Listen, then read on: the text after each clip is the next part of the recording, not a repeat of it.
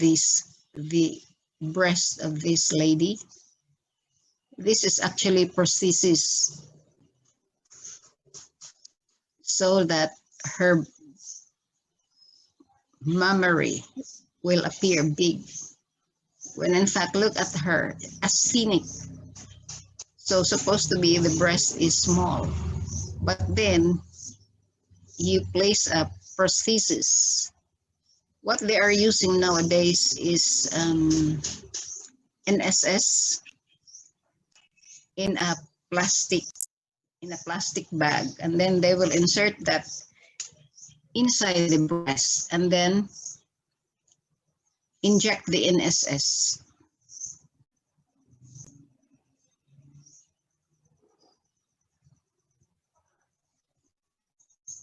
Okay. The development of the antrum, I mean the oocyte, the mature follicle. You remember this? We took this up yesterday, right? But we will just start from the beginning. If this is your ovary,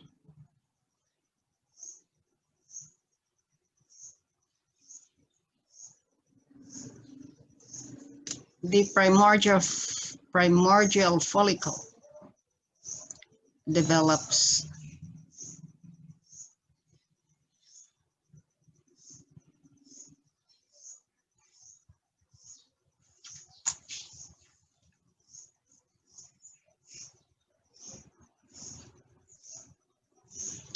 This one, in fetal life, oogonia, di ba? Mitosis. And then at birth, the developing follicle is primary oocyte already. And then this will halt, freeze until puberty. Then first meiotic division begins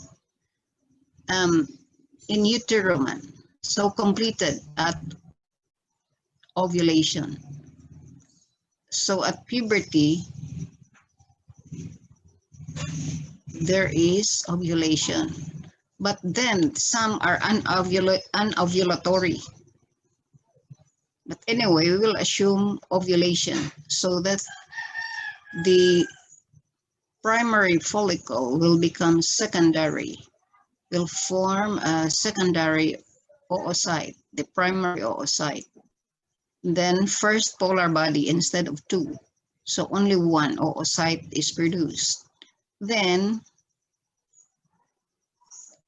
when there is fertilization, the secondary oocyte will mature. That is the only time that the ovum will be converted, will undergo second meiotic division. And this time, the chromosomes is only one pair. Also in the secondary oocyte. But the chromatids are two in the secondary oocyte, but in the mature ovum, only one. Okay, you have to take note of that.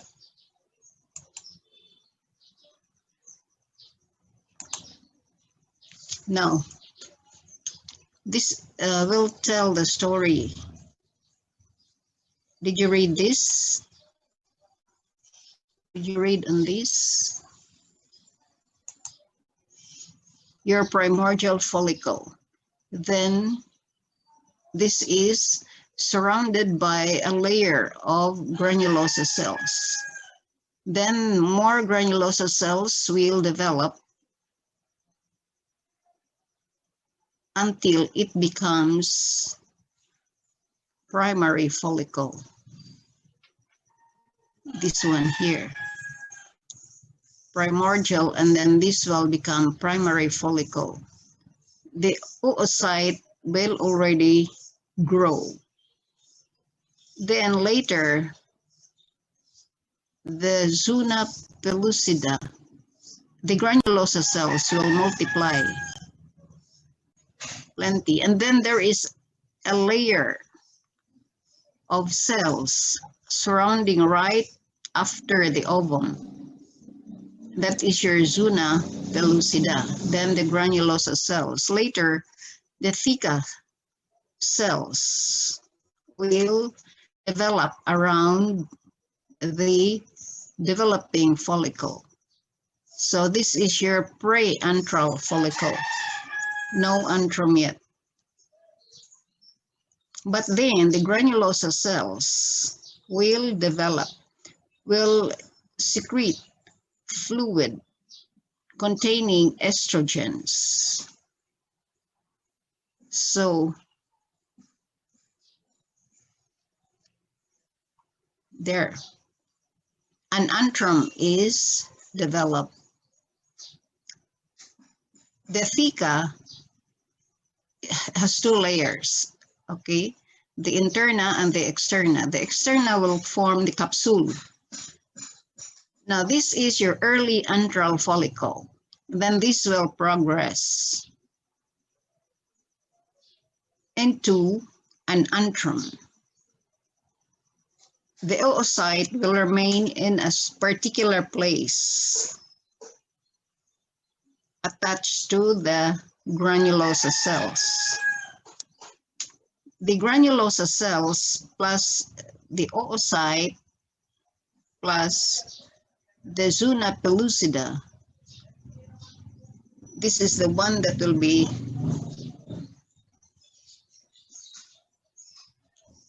extruded out. And this is your cumulus or ovarus. This will localize the ovum in one particular place. So this is your antrum. Now, your follicle has developed into a mature follicle. This is in the ovary. Okay.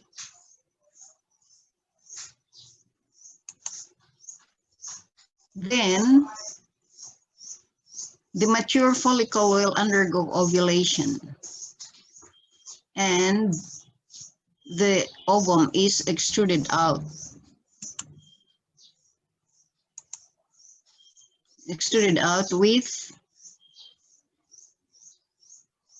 granulosa cells surrounding it.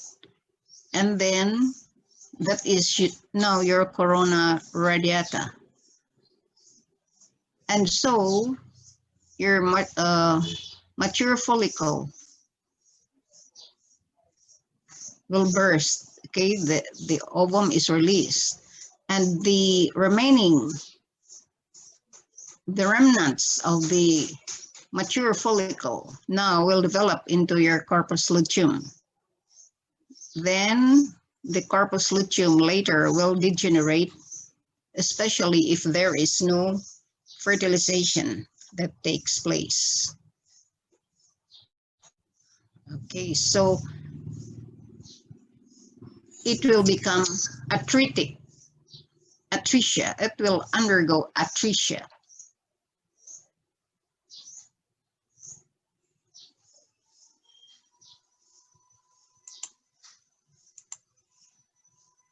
If there is no fertilization.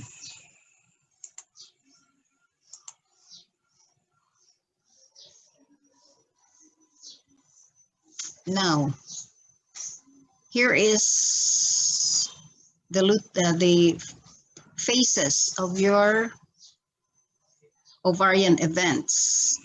It takes 28 days. Okay, the normal cycle. Every month, one follicle will mature. Only one, not plenty. Although many will develop, 6 to 12 will develop. When the corpus luteum will degenerate, menstruation will take place, bleeding. Why? Because there is withdrawal of your estrogen and progesterone. 28 days. 14 days is the first 14 days is your follicular phase. The next 14 days is your luteal phase because the corpus luteum predominates here. While in the follicular phase, the the developing follicle predominates. Okay, so multiple follicles will develop. But then all of a sudden, one follicle becomes dominant than the others. So this is the dominant follicle that will mature, only one. Okay, so your follicular phase is being dominated by your estrogen, also called your estrogenic phase, while your luteal phase is progestational phase. Why estrogenic phase? Because estrogen predominates during the follicular phase. Okay.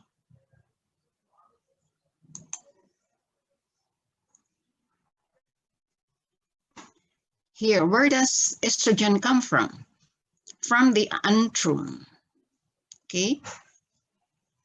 So endometrial thickness sloughs off when the corpus luteum will degenerate and will become atresia, will undergo atresia. Then the cycle will start again. So another follicle will develop. Many actually, 6 to 12 will develop, but then only one will mature. And the granulosa cells around that will form the antrum because it will secrete plenty of estrogen. So estrogen predominates during this time. And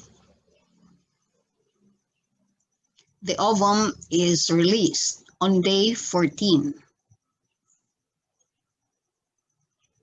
During the luteal phase, the second half of this 28-day cycle, the corpus luteum predominates. This time, the corpus luteum produces more progesterone than estrogen, because it is the progesterone that prepares the endometrium for implantation of the fertilized ovum. So this is secretory, this phase. It has plenty of secretory cells. See? Okay, and then if there is no fertilization, it will degenerate, becomes atretic. Then after 20 days, if there is no really fertilization, then the prepared endometrium will slough off. It will degenerate also because the corpus luteum has degenerated. When it degenerates, it could no longer produce estrogen and progesterone. So it will slough off. And after 5 to 7 days, will develop again in preparation for another mature follicle, for a follicle to mature during that particular month. Okay? Only one mature follicle per month. No. Your FSH, here is sort of a summary of the interplay of the hormones. Where does your LH and FSH play a role? Where does it insert among the estrogen and progesterone. Positive feedback is being noted before ovulation. And this is your LH and FSH that plays a role. The FSH and LH secretion increase because, remember, the corpus luteum, excuse me,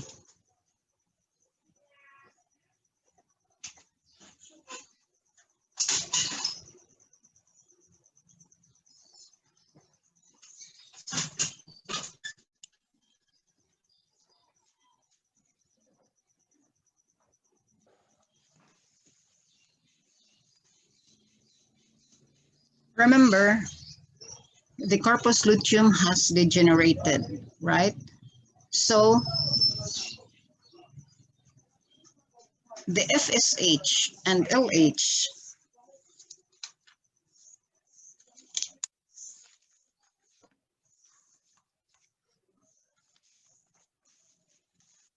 takes place, will increase.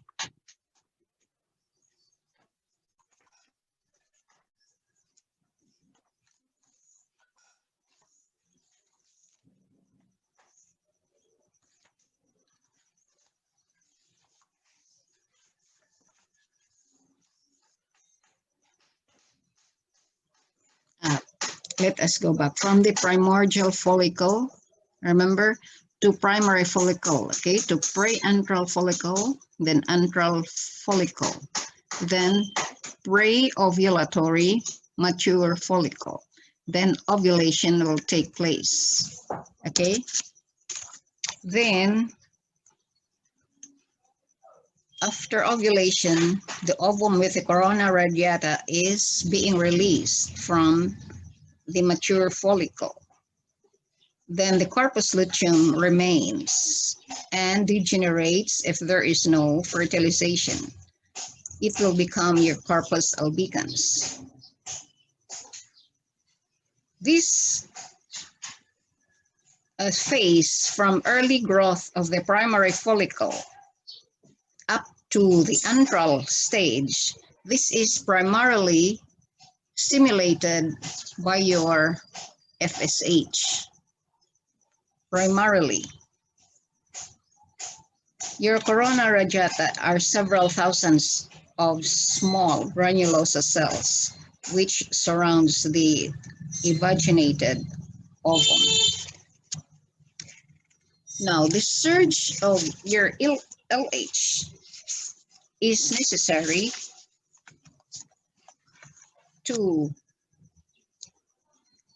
for ovulation and for final follicular growth. 2 days before ovulation, your LH will increase suddenly.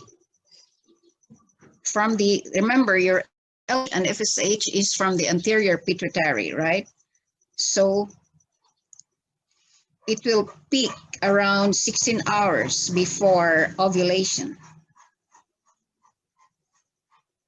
So there is increased LH, and your FSH also will increase.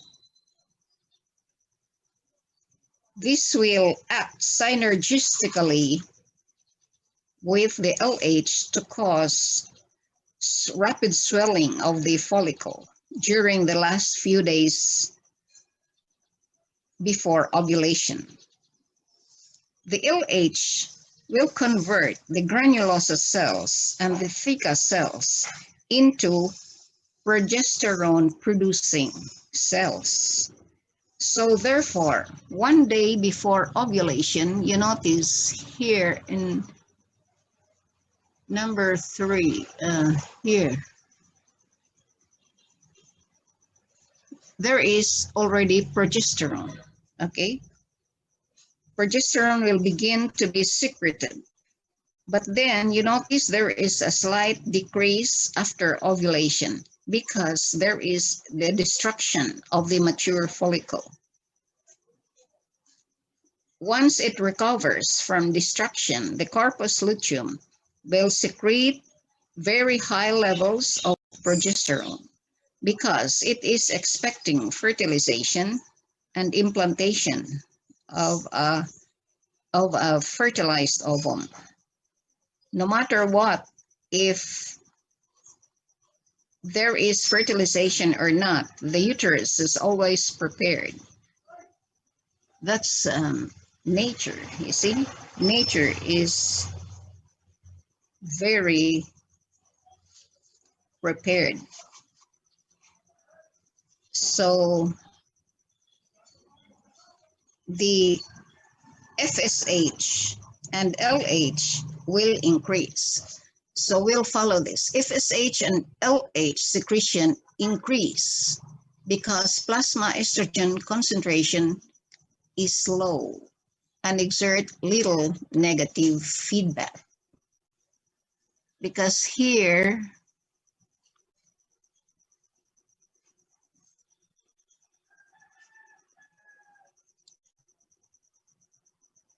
remember, this is after menstruation, okay?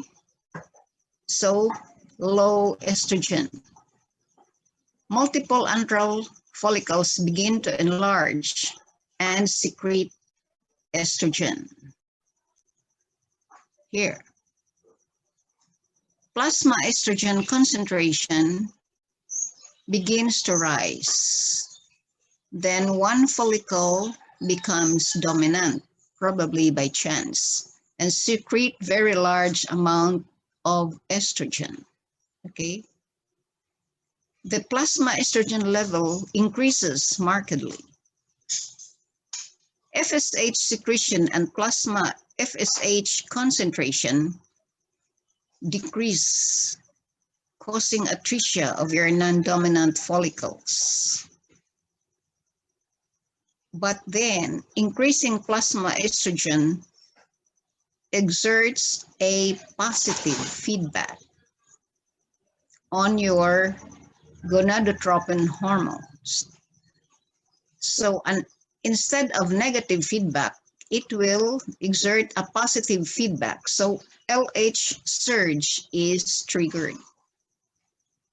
Okay.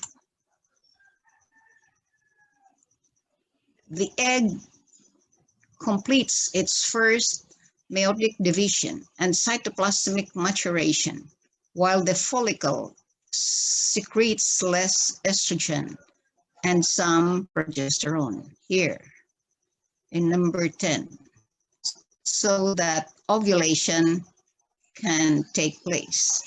Because your granulosa and theca cells, this time,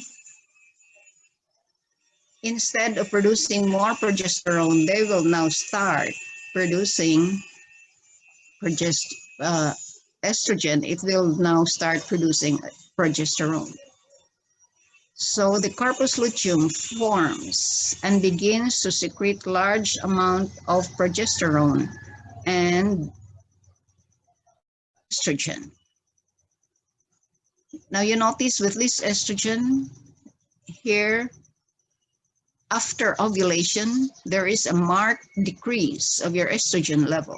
This is also partly because of the destruction of the mature follicle in the process of ovulation, okay, and the release of the ovum outside. Now, FSH and LH secretion are now inhibited because there is, after decrease of estrogen, it will recover. So there is increase again, but it is not as plenty as progesterone. Progesterone really predominates during the second half, during the luteal phase. Okay, so the FSH, because of high levels of progesterone and estrogen, they are being inhibited. They will exert a negative feedback on the hypothalamus on the pituitary to inhibit production of FSH and LH. So if there is no fertilization, the corpus luteum begins to degenerate and decrease its hormone secretion. The plasma estrogen and progesterone concentrations will decrease with the degeneration of corpus luteum. FSH and LH secretion begin to increase because there is no more estrogen and progesterone that will exert a negative feedback on your LH and FSH. So your LH and FSH will again begin a new cycle.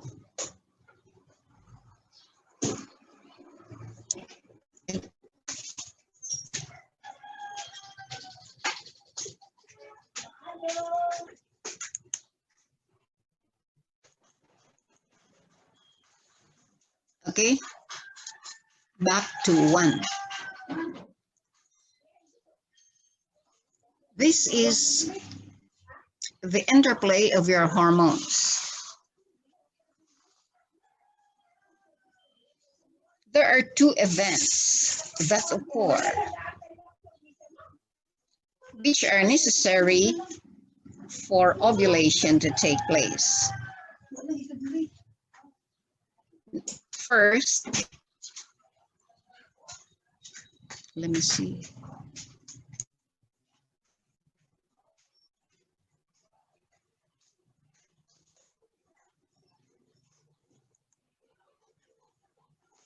The theca externa capsule begins to release proteolytic enzymes from the lysosomes.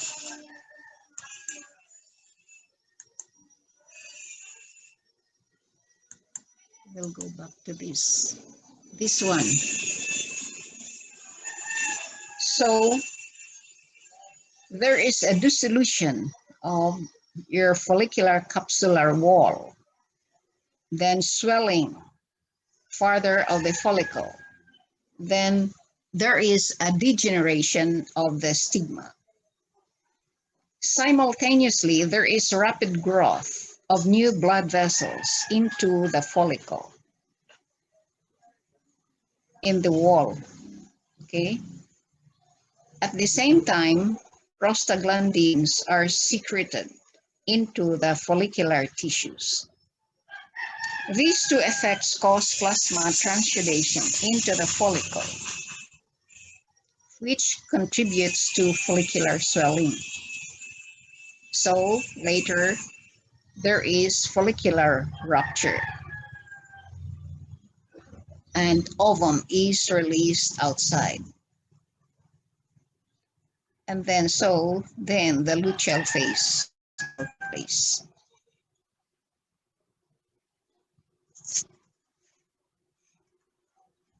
The luteinizing hormone.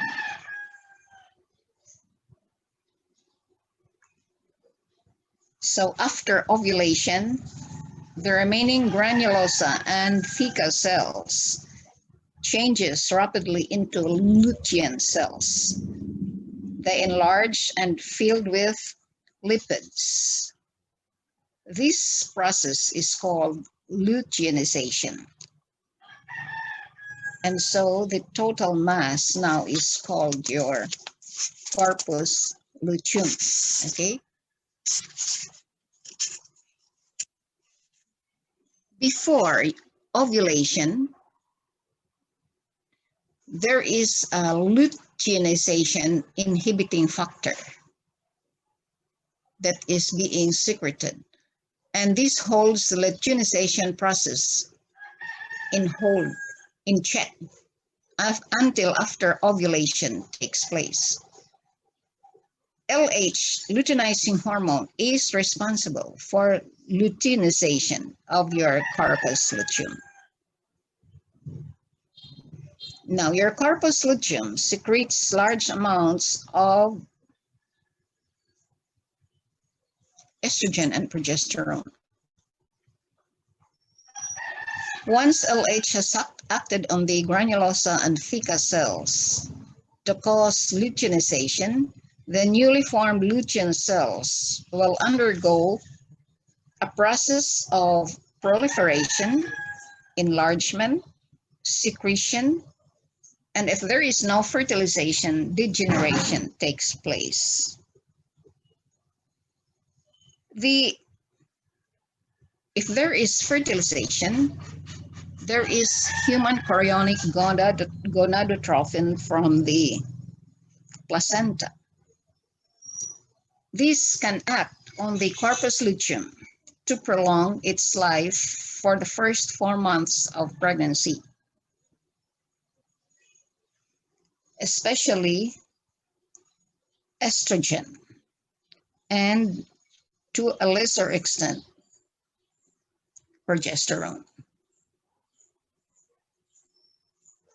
Now, this one, when there is pregnancy, the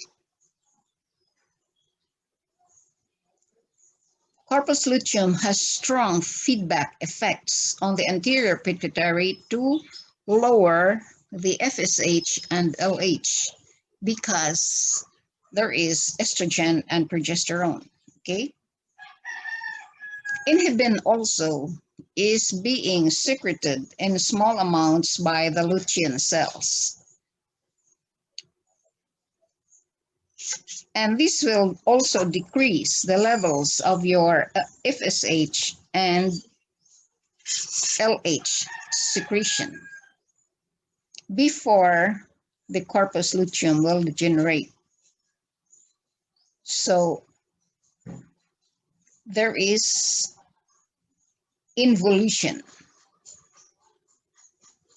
This will take place around 2 days before menstruation, when the corpus luteum will really degenerate.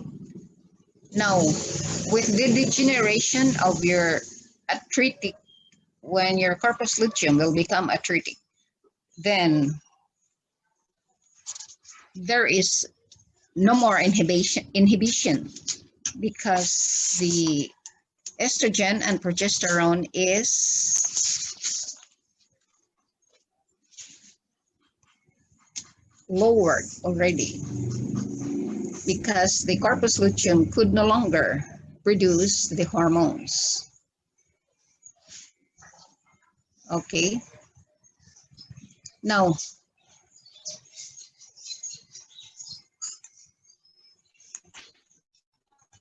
here is a summary of the major feedback effects of your estrogen, progesterone, and inhibin. Estrogen in low plasma concentration causes the anterior pituitary to secrete less FSH and LH in response to your gonadotropic releasing hormone, and also may inhibit the hypothalamic neurons that secrete your gonadotropic releasing hormone. As a result, there is a negative feedback inhibition of FSH and LH secretion during the early and middle follicular phase. Inhibin acts on the pituitary to inhibit the secretion of FSH, just like in the male reproductive, inhibin acts only on the FSH. So negative feedback inhibition of your FSH secretion throughout the cycle. The estrogen, when increasing dramatically, causes anterior pituitary cells to secrete more LH and FSH in response to your gonadotropic releasing hormone. Your estrogen can also stimulate the hypothalamic neurons that secrete your gonadotropic releasing hormone. Suprachiasmatic Notice the result is a positive feedback stimulation of the LH surge, which triggers ovulation. High plasma concentration of your progesterone in the presence of estrogen inhibit the hypothalamic neurons that secrete your gonadotropic releasing hormone. As a result, negative feedback inhibition of FSH and LH secretion and prevention of LH surges during the luteal phase of pregnancy and luteal phase and pregnancy.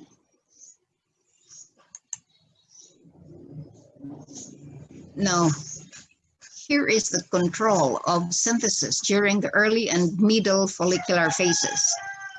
The major androgen secreted by the theca cells is androstenedione. The androgen diffusing from theca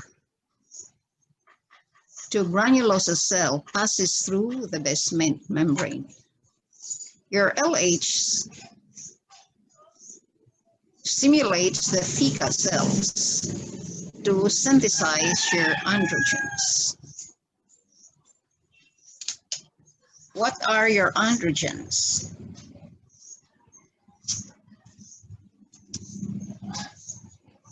Your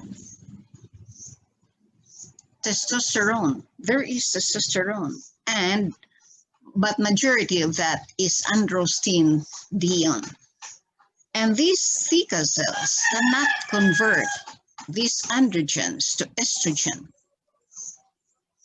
So what will it do? It will release the androgens, move it forward towards the granulosa cells, because the granulosa cells can convert androgens to estrogen.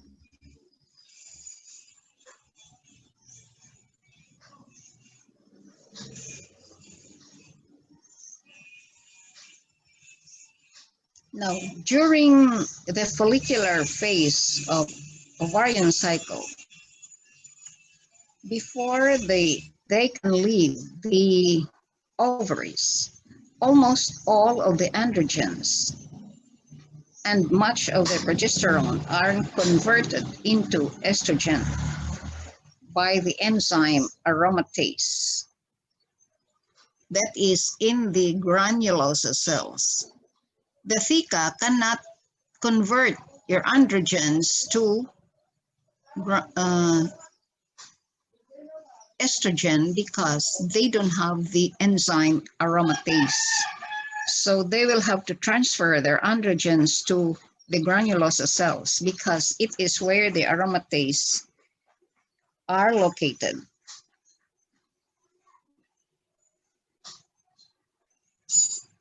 Now, this conversion of granular androgens to estrogen, this transfer of the androgens to your granulosa cells is stimulated by your FSH. Okay? So there is no more androgen that is being released. Here, hormonal control of ovarian functions during early and middle follicular phases. The pattern is analogous to that in the male. The inhibin inhibits FSH secretion. This will exert a negative feedback on the anterior pituitary. The androgen is converted to estrogen. Excuse me.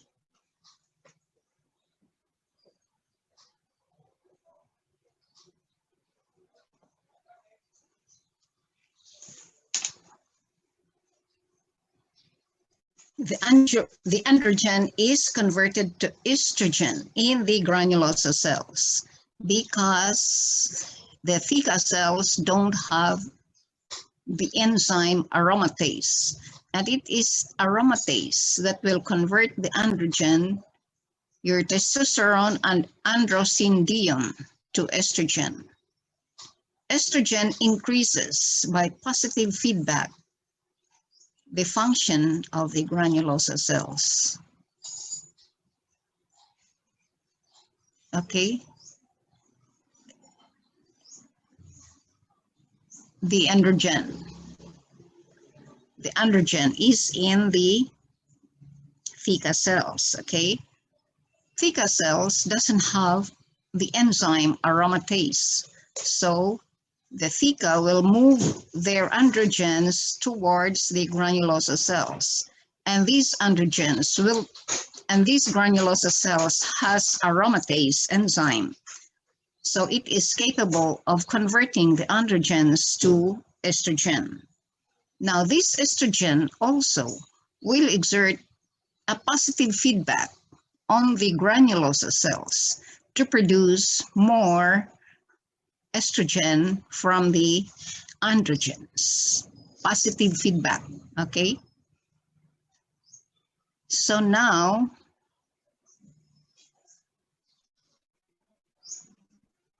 the estrogen will act on the reproductive tract and other organs that respond to estrogen. Okay.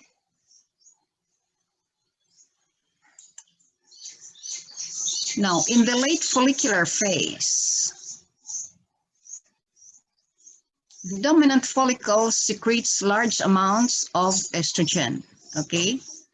Large amounts of estrogen will exert a positive feedback on the anterior pituitary to secrete LH, as well as on the hypothalamus to secrete more gonadotropin releasing hormone, okay, to stimulate more the anterior pituitary to secrete LH. So the estrogen act on the anterior pituitary and hypothalamus to cause an LH surge. The increased plasma LH then triggers both ovulation and formation of the corpus luteum. These actions of LH are mediated via the granulosa cells.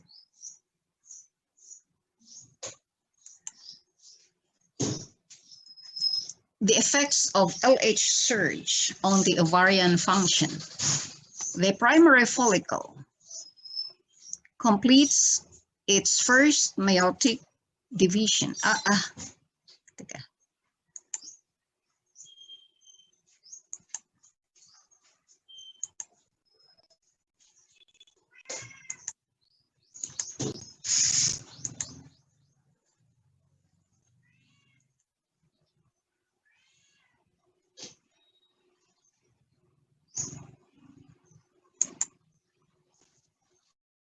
The primary follicle completes its first meiotic division and undergoes cytoplasmic changes that prepare the ovum for implantation should fertilization occur. These LH effects on the oocyte are mediated by messengers released from the granulosa cells in response to LH. The antrum size, fluid volume, and blood flow to the follicle increase markedly. The granulosa cells begin releasing progesterone and decreasing the release of estrogen, which accounts for the mid-cycle decrease in plasma estrogen concentration and a small rise in your plasma progesterone just prior to ovulation. The enzymes and prostaglandins synthesized by the granulosa cells break down the follicular ovarian membranes. These weakened membranes rupture, allowing the oocyte and its surrounding granulosa cells to be carried out onto the surface of the ovary. So the remaining granulosa cells of the ruptured follicle, along with the theca cells of that follicle, are transformed into your corpus luteum, which begins to release progesterone and estrogen as soon as it recovers from the breakage of the wall of the mature follicle. Okay.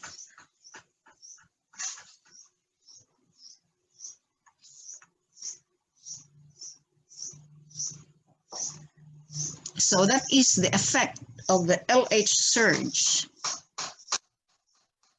on your ovarian function. It is the granulosa cells that release the enzymes and the prostaglandins that is responsible for the breakage of the follicular wall of the mature follicle, okay? And thus the ovum, the oocyte is being released outside the ovary.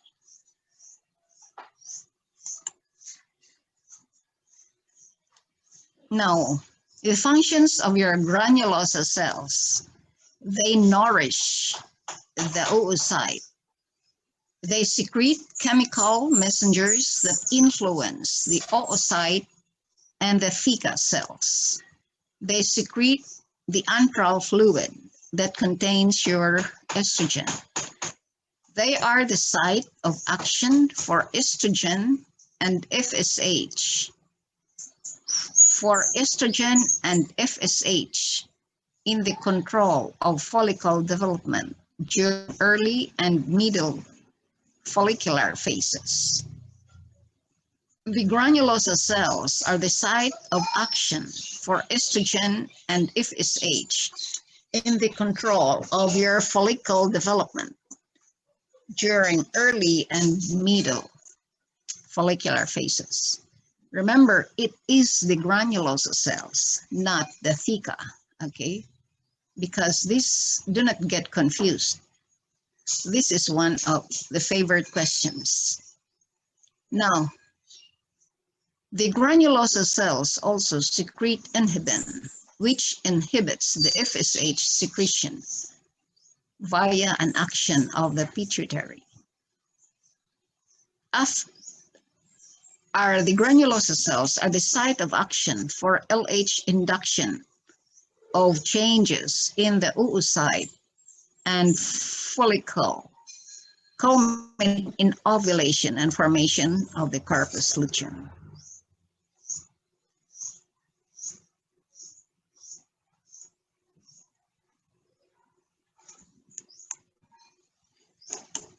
Suppression of FSH and LH during the luteal phase. If implantation does not occur, and HCG does not appear in the blood, the corpus luteum dies, progesterone and estrogen levels decrease, and menstruation occurs. So the next menstrual cycle begins, okay?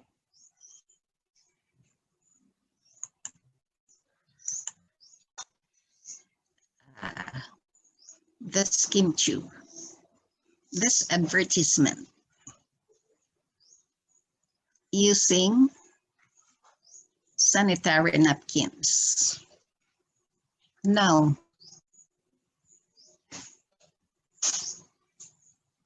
Let us review this one.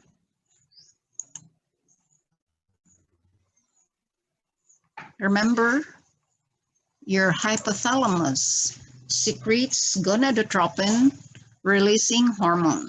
Okay, so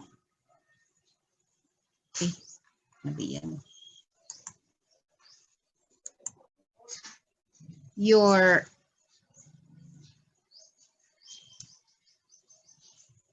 it goes into your hypothalamo-pituitary portal vessels and stimulates the anterior pituitary to secrete FSH and LH. Your FSH and LH will exert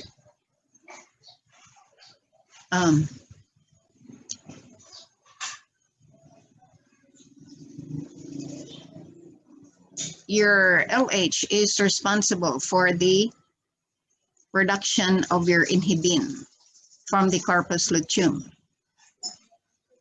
And this inhibin will exert a negative feedback on your FSH. But your progesterone and estrogen, they exert negative feedback on FSH and LH to the anterior pituitary as well as the hypothalamus. Okay, it is not the FSH, the inhibin doesn't exert a negative feedback on the gonadotropin releasing hormone because it acts only on the FSH. Okay, so this one, corpus luteum, is already formed. So the inhibin from there will decrease the amount of FSH and LH, of course, but the progesterone and estrogen will act on the anterior pituitary as well as on the hypothalamus. Take note of that.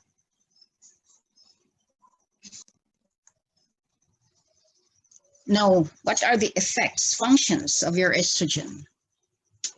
Your estrogen stimulates the growth of the ovary and the follicles. That is a local effect. It stimulates the growth of smooth muscle and proliferation of epithelial linings of your reproductive tract in the uterus. In addition, the fallopian tubes increases contractions and ciliary activity. In the uterus, increases myometrial contractions and responsiveness to oxytocin. It stimulates secretion of abundant watery cervical mucus and prepares the endometrium for progesterone's actions by inducing progesterone receptors, responsible for the increase in the development of progesterone receptors, your estrogen, in the endometrium, okay? Just in case there is fertilization and there is implantation of the ovum. In the vagina, your estrogen increases the layering of your epithelial cells. Another action of estrogen, it stimulates external genitalia growth, particularly during puberty. Stimulates breast growth, particularly the ducts, and fat deposition during puberty.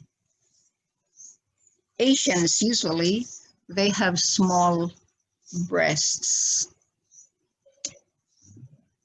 unlike the Caucasians. You know, Caucasians, they have really big, because probably because they are also big individuals.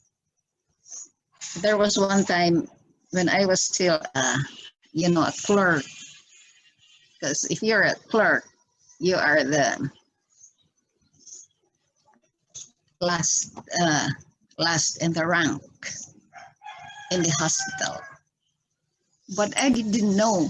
I was called to administer an IVTT, IV through tubing. I didn't I didn't know that the patient was so big. I thought her breast was her breast was as big as a coconut. Yes, there are really like that, endowed individuals. And that mother was very lucky because she could have plenty of milk for her child. She just delivered, and I think there was something wrong with that. So she was given an antibiotic. Very sad. But she was really so big that her mammary glands, her breasts really poured out from her.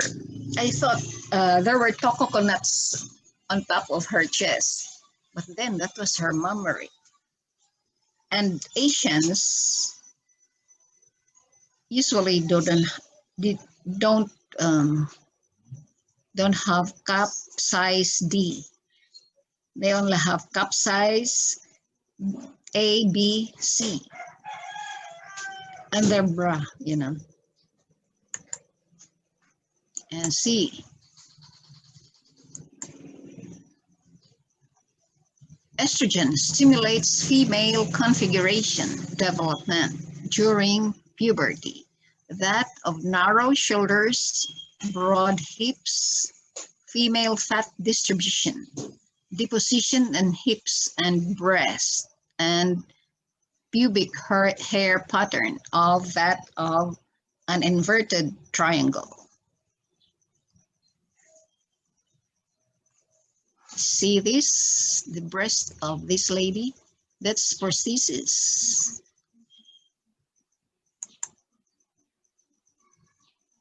Now,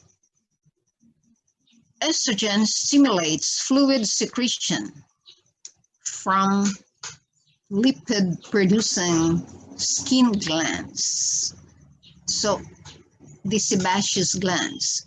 These are anti-acne effects. This opposes the acne-producing effect of your androgen.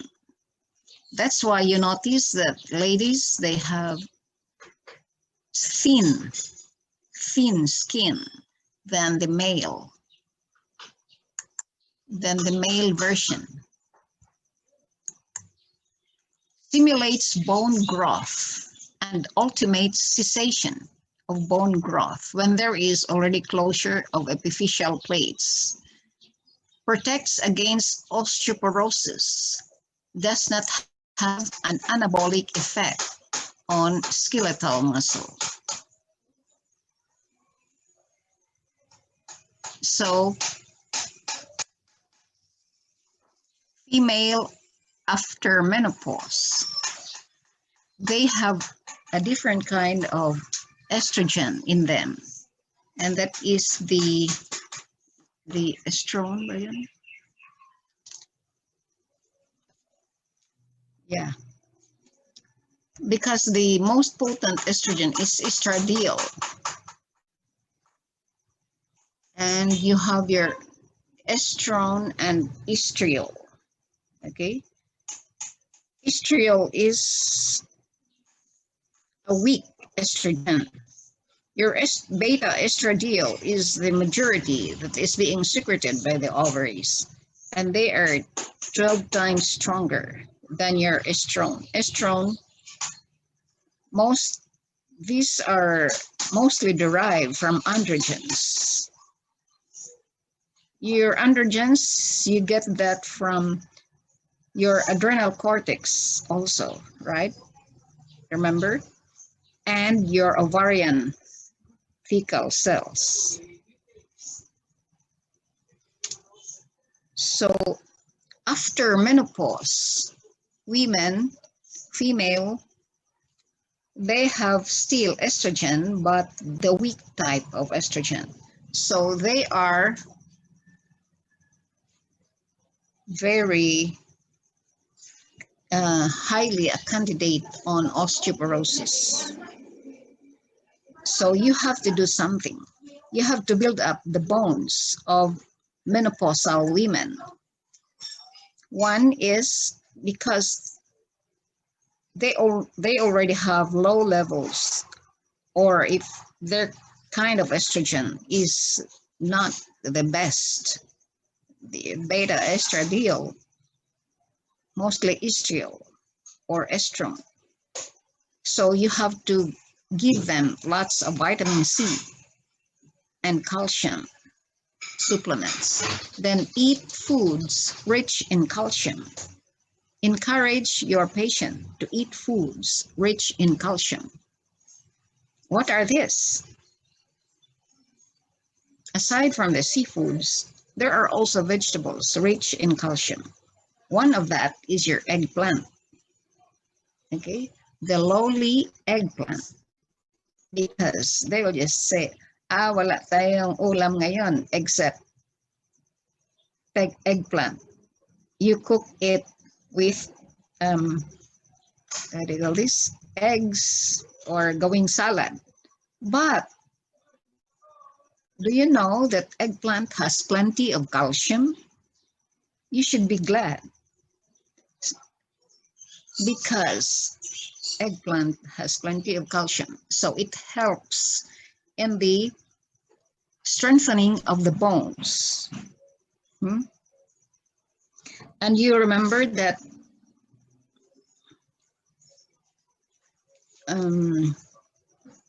estrogen and progesterones, they are steroids, okay? They're steroids. And they are, where does steroid come from? Cholesterol, diba? From the blood or from acetyl coenzyme A, remember? Now, during synthesis, mainly progesterone and androgens are synthesized first in the theca and in the theca cells and the granulosa cells. And later, during follicular phase of the ovarian cycle, before they leave the ovaries, almost all the androgens and much of the progesterone are converted into estrogen by the enzyme aromatase in the granulosa cells, okay? Before they go out into the circulation. Remember, it is FSH that stimulates this process. Estrogen stimulates bone growth and ultimate cessation of bone growth because there is already closure of the epiphyseal plates, protects against osteoporosis, and does not have an anabolic effect on skeletal muscle. But the female counterpart is shorter. Female counterpart of the male is shorter because estrogen is responsible for early closure of the epiphyseal plates, whereas the male, it takes time for their epiphyseal plates to close. So they are taller than their female counterpart.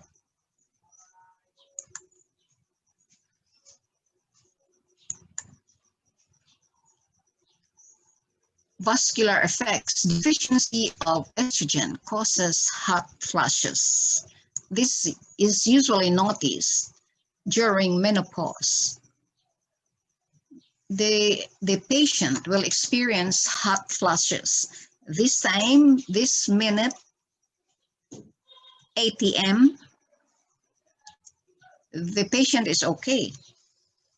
But a few minutes after, shall we say 5 minutes after, the patient will complain of being having hot sensation in the body, so that the patient, the female patient, will really be looking for an electric fan. I mean, not or a fan, to fan herself. This is because of the withdrawal of the estrogen during menopause. And that is one vascular effect of estrogen. Estrogen has feedback effects on hypothalamus and anterior pituitary.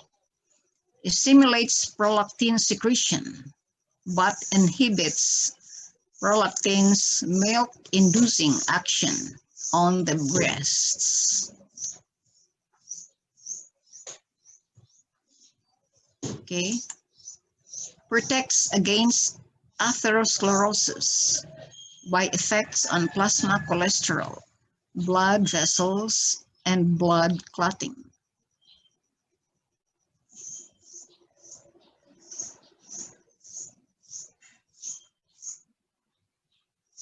This is also, estrogen also helps in the viability of your blood vessels.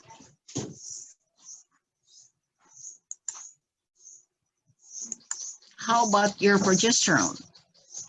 Converts the estrogen-primed endometrium to an actively secreting tissue suitable for implantation of an embryo. In preparation, in the luteal phase, this induces thick, sticky cervical mucus. Why? Thick, sticky cervical mucus. To guard the cervix against further invasion of sperm. So there is other bacteria and fungus or parasite. This sticky cervical mucus, they call it a mucus plug.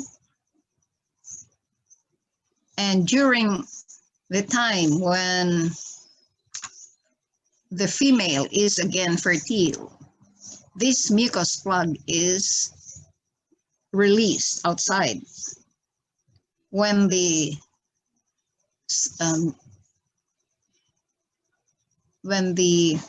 cervical mucus will no longer be sticky, it will become watery. So to accept further invasion of other sperm cells. Okay, and this time the female is vulnerable to infection, bacteria, fungus. That is the time when the female has to watch out. Okay, the mucus plug is already out. This can be seen in the underwear. Once this is out, that means the female is fertile and ready to get pregnant. So if you don't want your wife to get pregnant, there should be no contact. But if you would like pregnancy during this time, then there should be contact. And the male also, if you are really planning to have a child, because for so long you have been married for around 5 years, you don't have child yet, and so you are really planning. So what will the male do? Avoid alcoholic drinks and no contact for shall we say 5 days, just in time for the cervical mucus plug to come out, a sign that the female is fertile. So that is the time there should be contact to make sure that the female will really get pregnant. And progesterone decreases contractions of fallopian tubes and your myometrium. Progesterone is anti-abortion. So if there is a threatened abortion, you have to give progesterone to the patient. Decreases the fallopian tube and myometrium contraction. If there is threatened abortion, there is pain, right, in the hypogastrium because there is contraction of the uterus. So you give progesterone to relax the uterus and the fallopian tubes. Progesterone decreases the proliferation of vaginal epithelial cells and stimulates the breast growth, particularly the glandular tissue, unlike the estrogen. Okay? If your glandular tissue is developed, if this is developed, then the milk can easily be at hand. You know, there are plenty of milk that is produced. And oxytocin can help in the release of the milk also.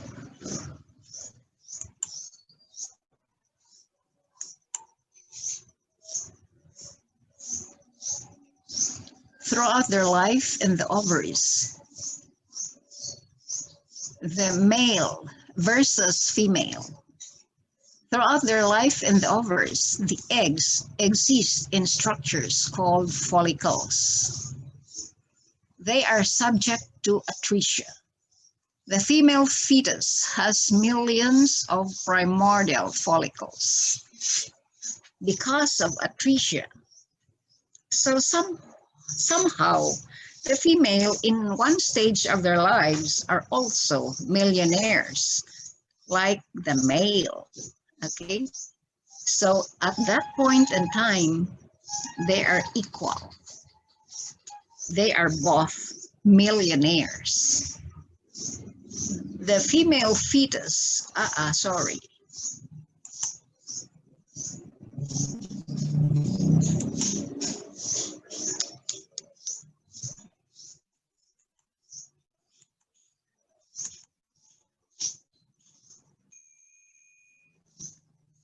The female fetus has millions of primordial follicles. Because of atresia, only 2 to 4 million follicles and eggs remain at birth. And atresia will continue during childhood. So at puberty, only 200,000 to 400,000 will remain. At age 40, all become atretic, except for about 400 that manage to mature. So while the sperm cells in the male increases in number with age, that of the female decreases. So at 40 years old, the remaining eggs in the female is about 30 to 35 years older than those at puberty. In the male, the sperm cells are only 3 days old. Okay, so that is the disadvantage if you marry late. So get married. You're already in medical school. The ideal is 25 up to 30. The ideal age for marriage. And then you come to think of it, you are very good candidates to beget good breed children. Okay, so do not forget to get married, because usually when during the time when face to face, the lectures was face to face, I usually ask the students, may mga boyfriend na ba kayo? May mga girlfriend? Usually they will say, wala. Meron And po. mayroon, of course. And you have to remind them that you should not forget to get married. Kaysa taga-peripheria, you know, do you get me? The peripheria. Mas ano pa kayo dyan? You have more responsibility to beget children. Kaysa doon sa peripheria na wala naman silang ano, you know, they don't know how to take care of their children, usually. You see? So, do not forget. Baka yung mga classmates niyo lang. Yun. You have to get married. This one, yeah, how do you know? Body temperature. Before, they use the temperature, body temperature, to monitor the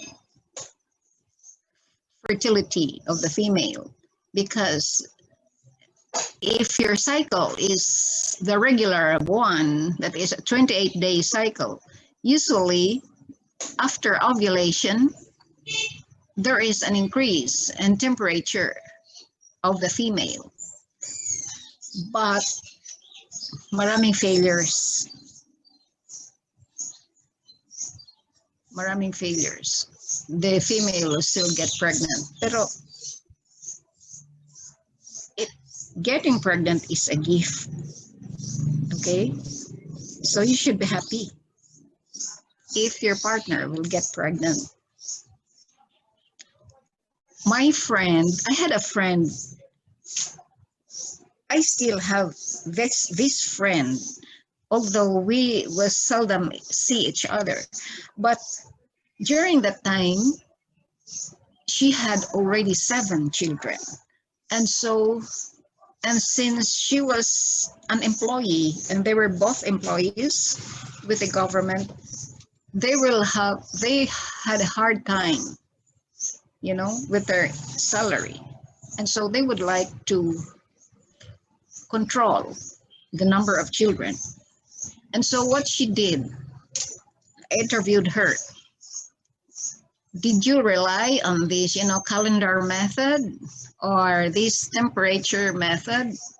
And so she said, no, I used the cervical plug. You see? And she said, it's very effective. The cervical plug. So actually, the cervical plug is effective because you can see it's a mucus that is sort of gelatin.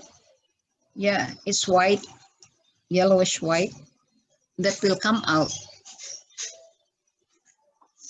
from the vagina. And then you can see it in the underwear. So from that, after that, the mucus that will come out is watery. So then the female is already fertile. But remember, the sperm has to stay in this vaginal canal for at least 10 hours to 2 days, okay? 10 to 48 hours. Some even 72 hours is still viable. So before the female gets fertile, contact can be had. Okay. There should be contact 2 days before the scheduled female fertility. But you will not know when the cervical mucus plug will come out. So, iyon na lang ang i-ano nyo. The sign.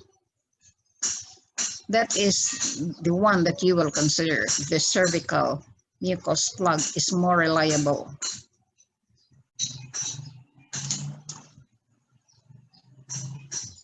Okay. We're done. Yeah, it's almost 12. We're done. And you know, my friends will say, look who's talking.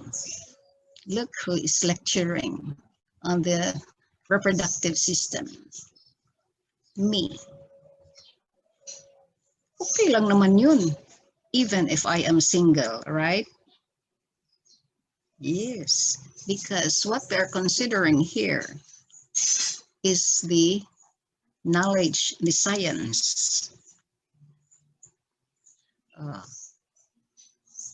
And then I borrowed the experiences of my friends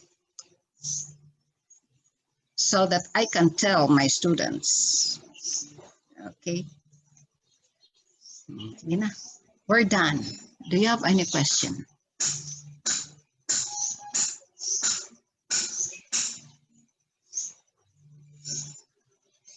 Stop share ko na to.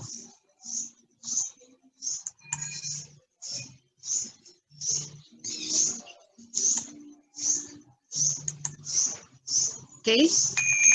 Do you have any questions? Wise or otherwise? I can answer.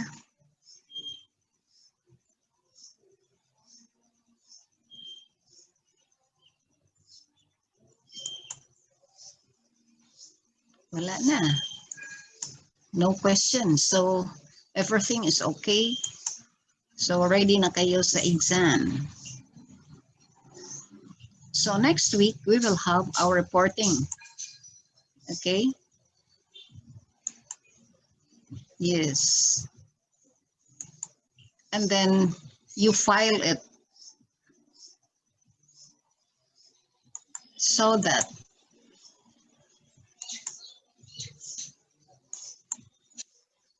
you will have an evidence that is in lieu of the laboratory, because that is required.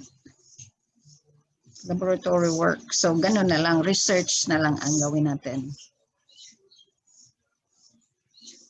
Okay? Wala na.